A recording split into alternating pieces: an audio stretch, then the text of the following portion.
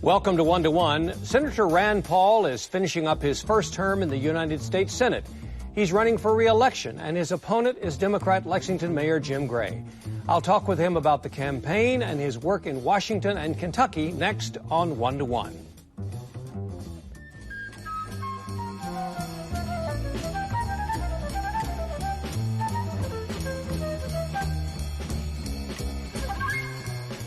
Senator, welcome back to the table.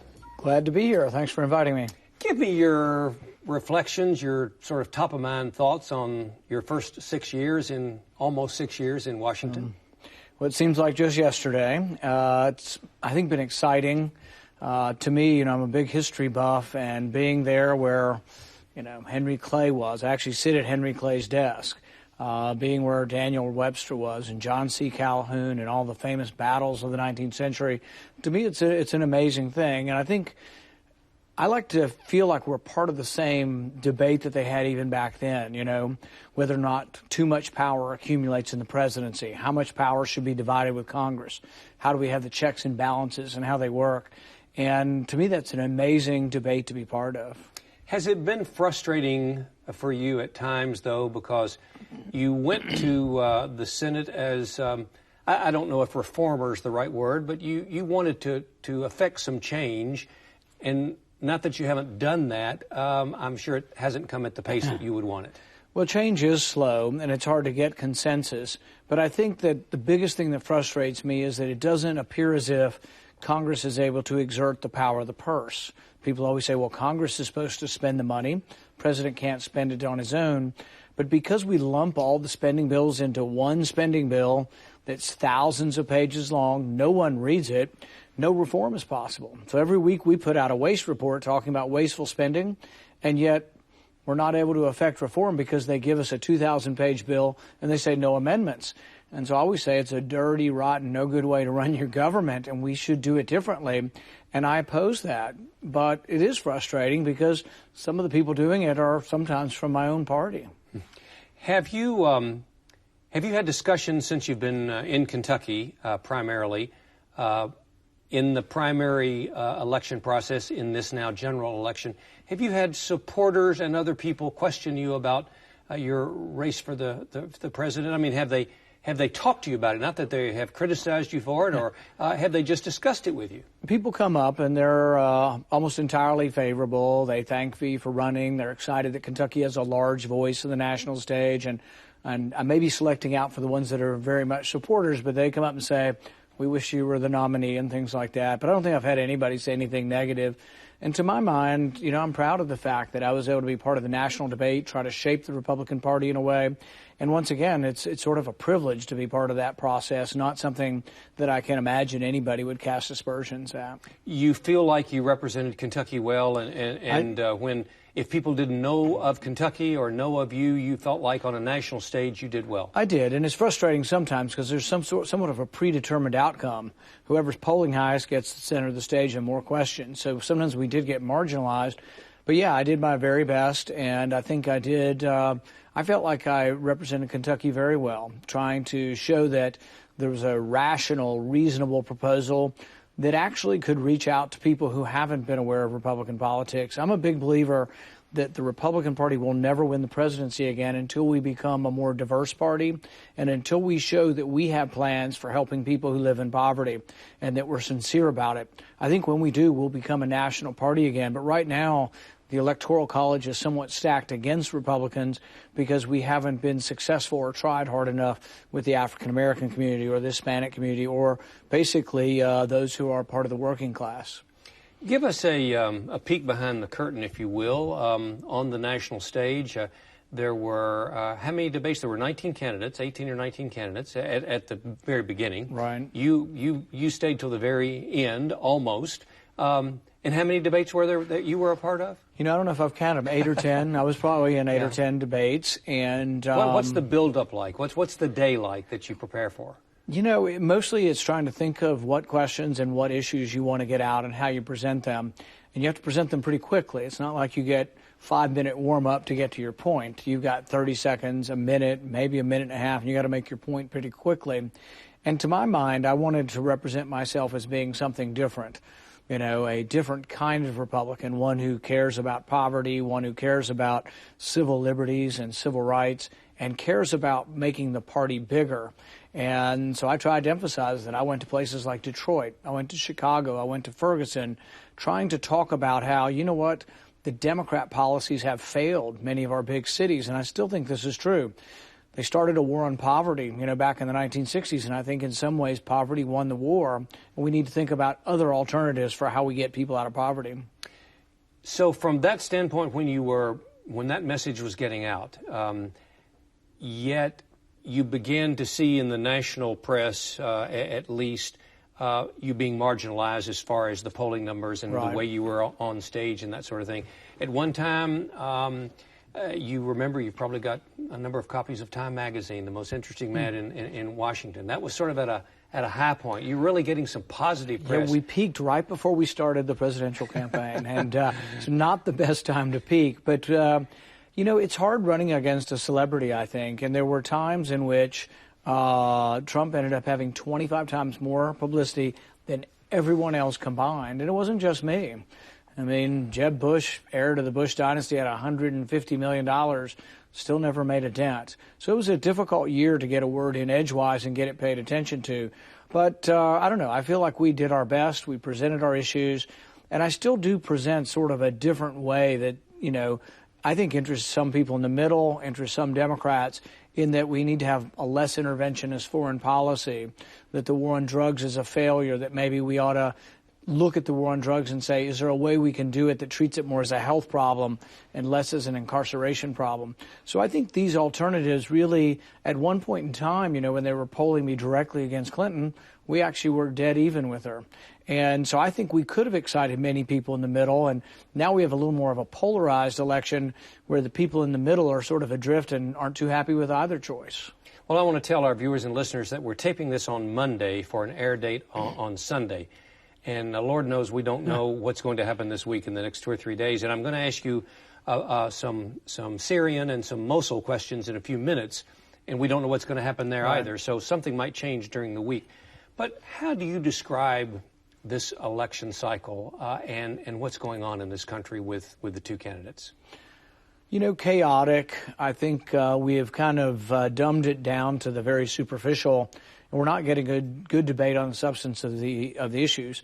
Now, you can blame the candidates, but I also kind of blame the media a little bit for spending so much time on the tawdry and not really saying, there are differences. There are policy differences between it. But that's what I hear. We've done about 120 town halls around Kentucky, and what I hear from people in Kentucky are they want to know the war on coal, the regulations that have hurt the coal industry. They know where I stand, but they want to know where does Clinton stand versus Trump. And when they find out Trump is against the coal regulations, they're siding with Trump over Clinton. They ask about regulations on the family farm, the waters of the U.S., regulations on the family farm, federalizing the control of farmland. They're with Trump on that, too. They're not with Clinton. And I think what you'd find, and when we do our polling, we're finding is that only about 35% of Kentucky is happy with Clinton, about the same as President Obama. And so I think that makes it an environment that's right for someone like myself who wants to repeal the regulatory war and, leave more in Kentucky and free up our industries to thrive again. Is that one of the ways you might describe your support for Trump? Not so much in the area of personality, but in what you think he would do on coal, on the environment, on trade, on... You can only base a candidate on what they say. He put forward 10 Supreme Court possible nominees, all of them the Federalist Society, which is the limited government lawyers like, the Heritage Foundation, conservative think tank likes. And so I think that, when you compare that to Hillary Clinton, she said that she would appoint Supreme Court justices that would not apply the Second Amendment to the states or the cities. In the last 10 years, there were two big Supreme Court cases, Heller case and the McDonald case. They said the Second Amendment, the right to bear arms, applies to Lexington, applies to Kentucky. Hillary Clinton says she will appoint people that will overturn those cases. That worries a lot of people in Kentucky. I mean, we're a gun owner state. We're a state that believes in the Second Amendment. And I don't think they want a candidate for the Senate or a candidate for president who would dilute or devalue the Second Amendment. How difficult is it for a first-term senator to pass a bill? And I say that because your opponent, Jim Gray, has one ad up that says that you've been ineffective with sponsoring a number but not passing any, no resolutions. I don't know if that's true or not. Yeah, I would say it's probably the opposite, and I'll give you a couple of examples. One of the things we heard about when I first got up there was the soldiers, the ones that are on active duty from Fort Campbell. When they're sent overseas, they weren't counted in the local census. This makes a difference because sewage, roads, the funding for infrastructure is based on your population. So Hopkinsville had been complaining about this. They weren't counted as living there. So we worked and we worked and we worked. It took 6 years, but we finally got the president to direct the Census Department after us putting it in bills, having it stripped out of bills, put in. It is a difficult process, but we persisted, and after 6 years we got the law changed. Now they're going to be counted. When the soldiers are overseas, they'll be counted in the census. Lake Cumberland. Some people, the cities have been drawing water. I think Burnside's been drawing water out of Lake Cumberland before there was a dam, before there was a Lake Cumberland, when it was the Cumberland River. They don't understand why the Corps would come and say, we're going to charge you $1 million to take water out of the lake. It was going to be $1 million just for Somerset, over $1 million for all of the surrounding cities. We got that and got an amendment put in the water bill recently, and that did pass. So I think we have been effective, and we also work with Senator McConnell, who has a great deal of institutional power in directing legislation. He's also allowed votes on some of the things that I've had that haven't passed, but I think are good for Kentucky. I put forward a concept called economic freedom zones, and this is lowering taxes in areas of poverty and high unemployment.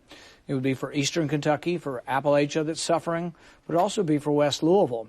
And I offered an amendment. It didn't pass, but it was an idea who needs to, will culminate over time. But I was able, because of having a good relationship with our other senator, to get votes on things that many other senators. I think I've introduced 490 pieces of legislation. I think I've had votes on 50 amendments. I don't think there's any other senator up there who's had in the last 6 years as many votes as I've had. You don't win them all, but democracy is one where you develop consensus over time. Just recently, the opioid bill. We have a heroin epidemic in Kentucky. I was able to get an amendment attached to the bill that's going to allow doctors to see more heroin addicts to try to have preventative treatment.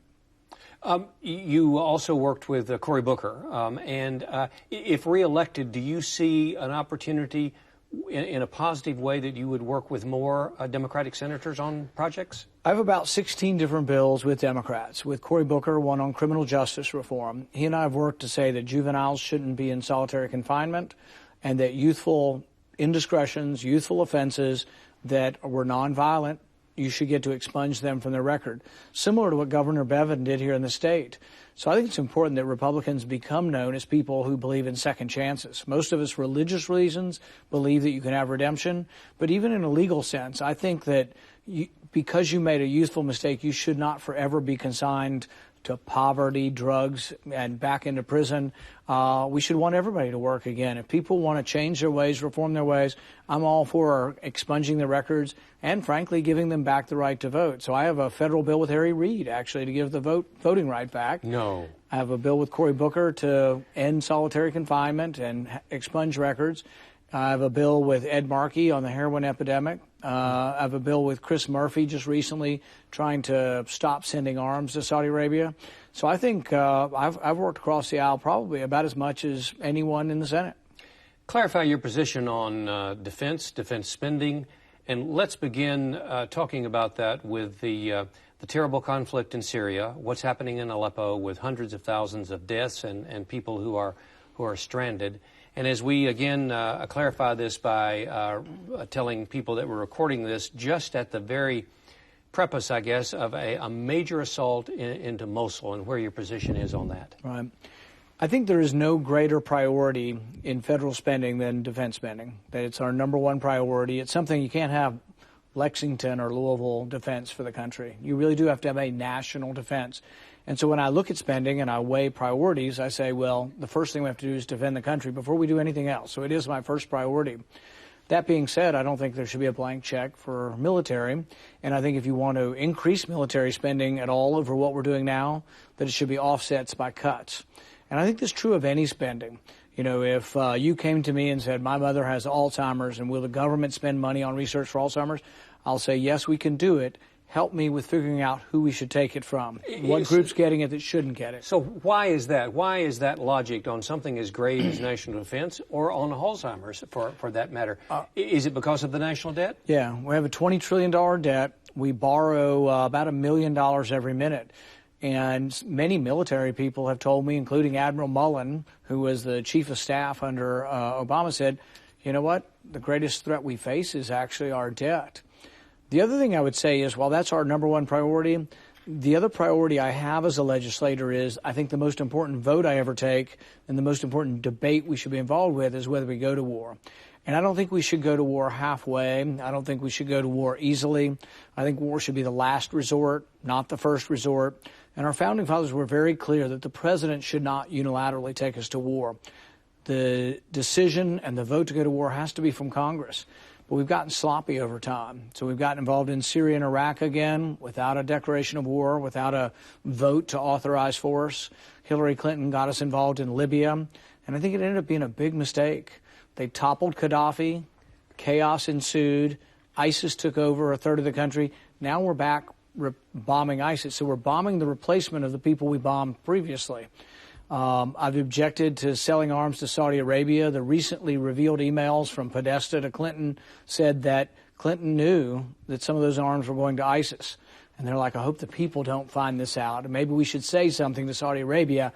And yet, no objection from Hillary Clinton, no objection from Barack Obama. They're still doing it. The day I stood up and objected to the sales, we also voted on letting the 9/11 victims potentially sue Saudi Arabia.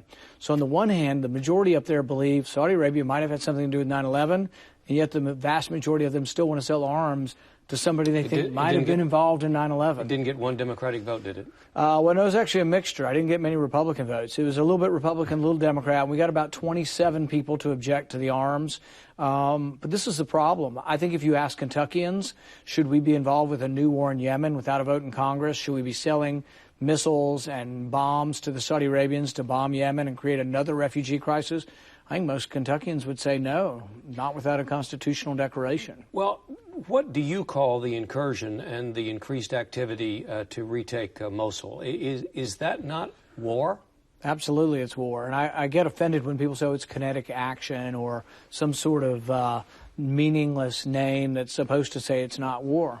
Yes, when our soldiers are involved, it's war, and we owe it to our soldiers. Look, I know many people who've been injured in the war. I've met with many of our veterans. They deserve more. They don't deserve to be put on the line, to have to sacrifice so much without Congress and everybody, Republicans and Democrats, coming to say it's time to go to war. And really, I think that the war over there, ultimately the victory will have to come from civilized Islam. You know, civilized Islam is going to have to stamp out radical Islam. If they see Americans coming, all it does is engender more hatred. I mean, the other day, the Saudis in Yemen bombed a funeral procession. They killed 124 people in a funeral procession and wounded 500.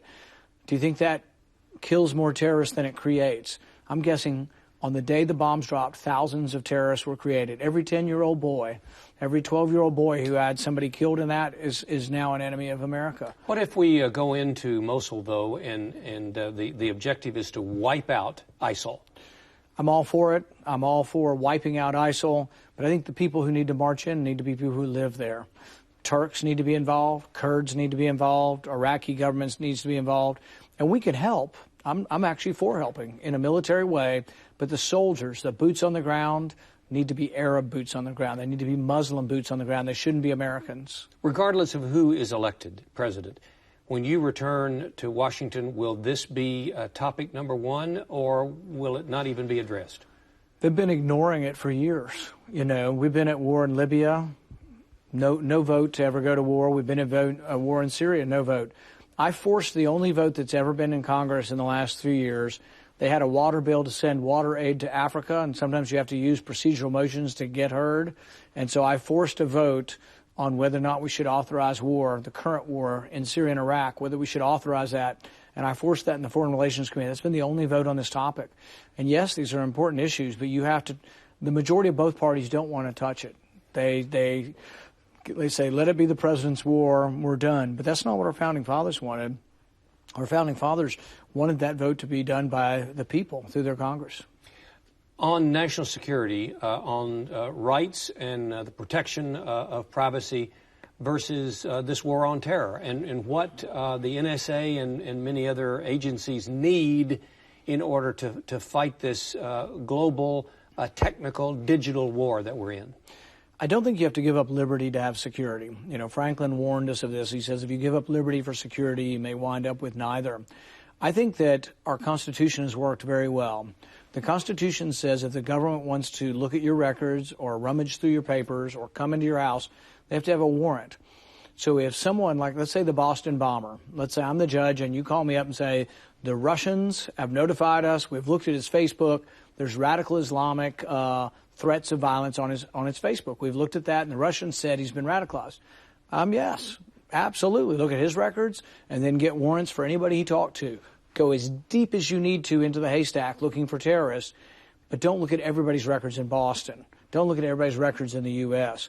See, what we do is we give up our liberty, but the haystack gets so large we get lost in it. I think we get too much information, and the information doesn't necessarily translate into something that's useful. I think we should do targeted approaches using the Constitution, and that no one should have their records looked at without a judge's permission. And this separation of the police power from the judicial power was an important check and balance. Everything the Founding Fathers did was to check and balance and distribute power.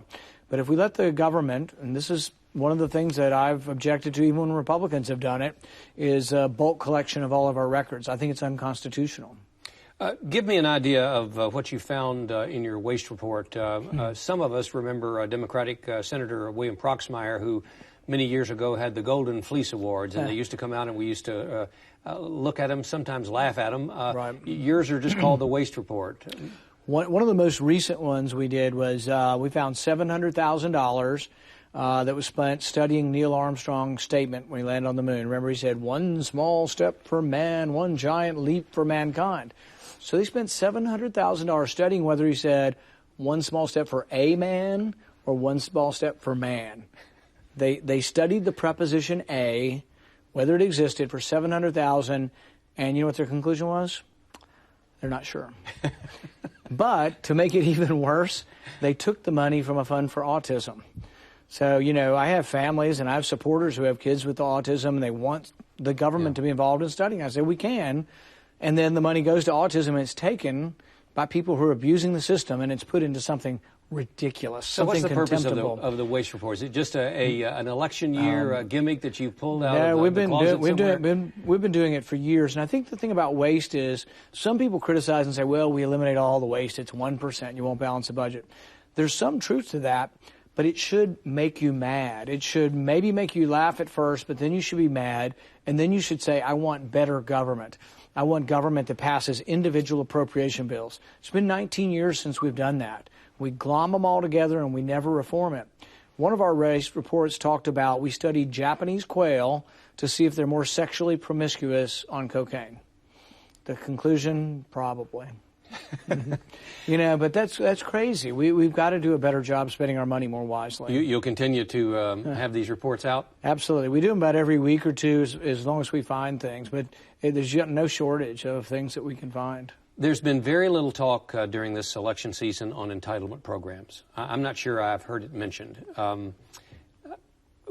Is there any effort that you know of, any calculated effort that you know of in Congress to cut Social Security benefits or any other meaningful reform, if it's called meaningful reform, or even a mention of what can be done to reform? I think the first thing we have to do is for everybody define the problem. Social Security is $7 trillion short.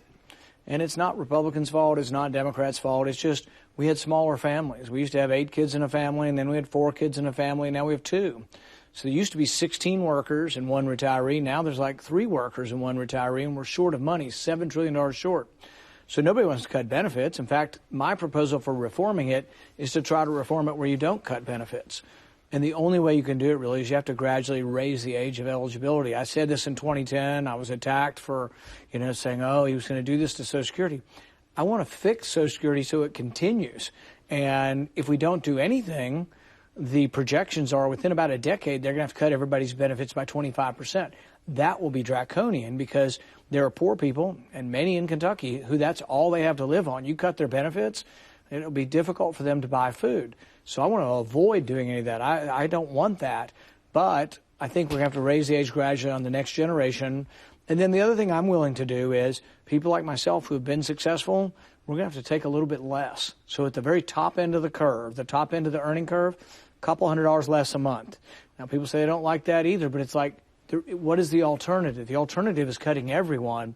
So I think letting the wealthy absorb a little bit more of what has to happen and raising the age gradually, about a month or two every year for 20 years, I think it's reasonable. And if we don't do anything, I think there's a big problem for us. We've only got about a minute left. Give me your scenario if reelected and you return to the Senate under a Trump presidency and under a Clinton presidency. What's going to happen? People think we're going to fall off the cliff with either one on November 9th. I think in Kentucky it actually makes a huge difference. I think in Kentucky the war on coal will continue with Clinton.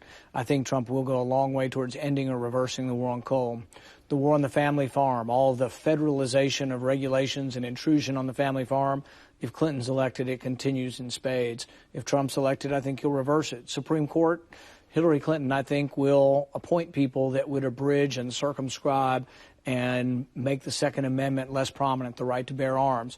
I think Trump would continue to protect the Second Amendment. So I think there is a contrast. And I think when people go to the polls, if they want to support what's good for Kentucky, we've lost 15,000 jobs in the coal industry. We can't support anybody who either endorses Clinton or Clinton because I think it's just bad for Kentucky. How do you respond to the accusations by all the women and the discussion of sexual harassment and abuse, assault, that has taken over the headlines? I'm depressed by all of it, because I think it distracts us from talking about any policy. And really, if we were honest, there's, some problems with sexual whatever allegations on both sides. What Bill Clinton did in the Oval Office demeaned the Oval Office, meets the definition of sexual harassment and should never be excused. And Hillary Clinton spent her time criticizing those women and she says if you've been harassed sexually, you should be believed, except for when they are people that are accusing her husband. But accusations on both sides that come from a long time ago, when some people make accusations from 30 years ago, we have to be very careful because it's such a damaging thing to your character if someone from 30 years ago says you did something. I think there should be some sort of contemporaneity, to complaints about things, and they shouldn't be dismissed.